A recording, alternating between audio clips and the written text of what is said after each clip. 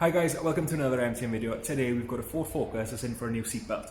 There's damage on the seatbelt, so it's causing an issue for the MOT, so we're going to go ahead and replace it.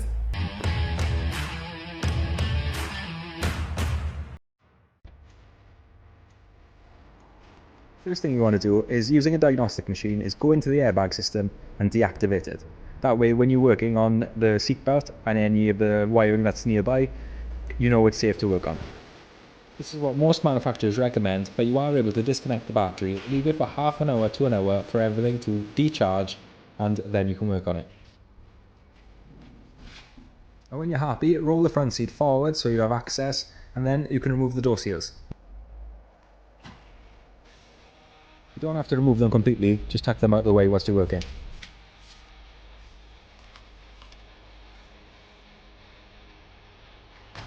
And do the same thing on the other side. You can just tuck these away, but be careful you don't damage the rubber seal. Using a Torx 50, you can undo the anchor point for the seatbelt, but if you were planning on reusing the seatbelt, remember if it retracts too far, it won't come out again, so just be aware of that.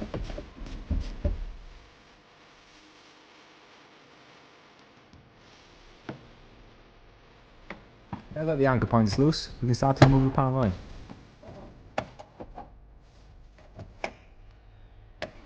Most of this panel is held on by clips that you can just pull out, but there is one screw right at the top, and it's a Torx 20.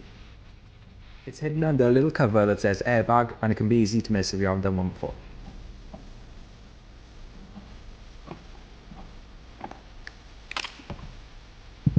You'll have to remove the top panel first and then feed the seatbelt through it, and then you'll be able to take away the base.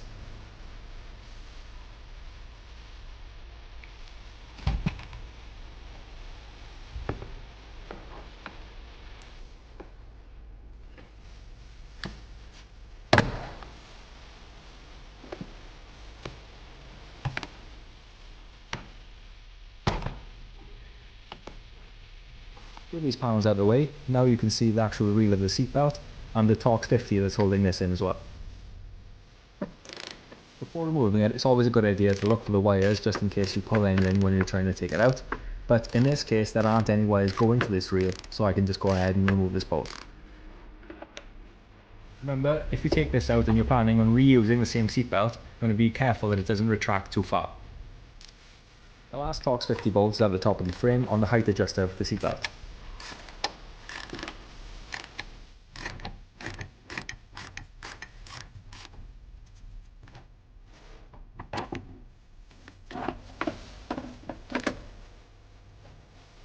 The last thing is a little metal guide that's on the frame.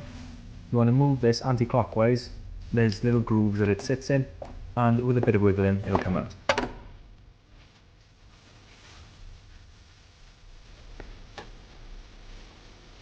When fitting the replacement seatbelt, I like to put in the height adjuster bolt first, and just do that by hand, just so that it's running in the right place when I put in the reel.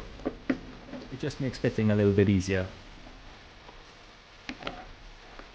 Your replacement unit comes with new bolts. They already come with a thread lock, but if you're having to reuse the old ones, make sure you put on fresh.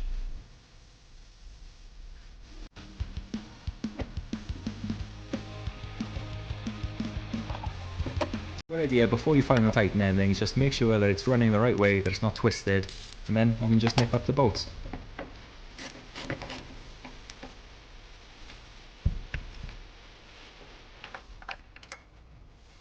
The metal guide isn't a separate part, so it'll come on your replacement unit, so just remember to fit that as well.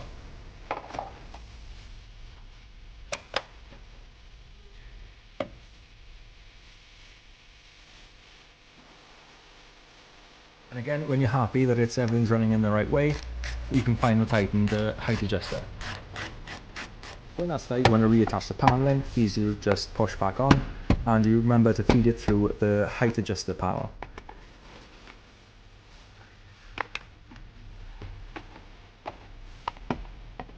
The handle that's on this panel has to line up with the mechanism that's behind it on the frame of the car, so just be aware of that when you're trying to tap the clips on.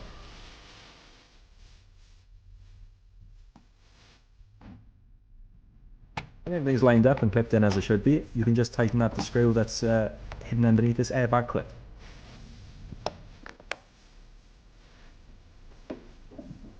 Then we can actually fit and final tighten the anchorage point.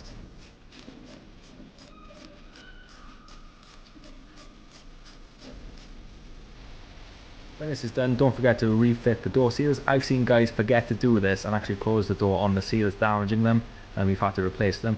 So just be aware, it's just a simple job that you can just make sure that everything's as it was before you touched it. Then you want to test the seat belt. You want to make sure that it clips in and also that it retracts fast enough and that it locks when it's pulled out past a certain speed.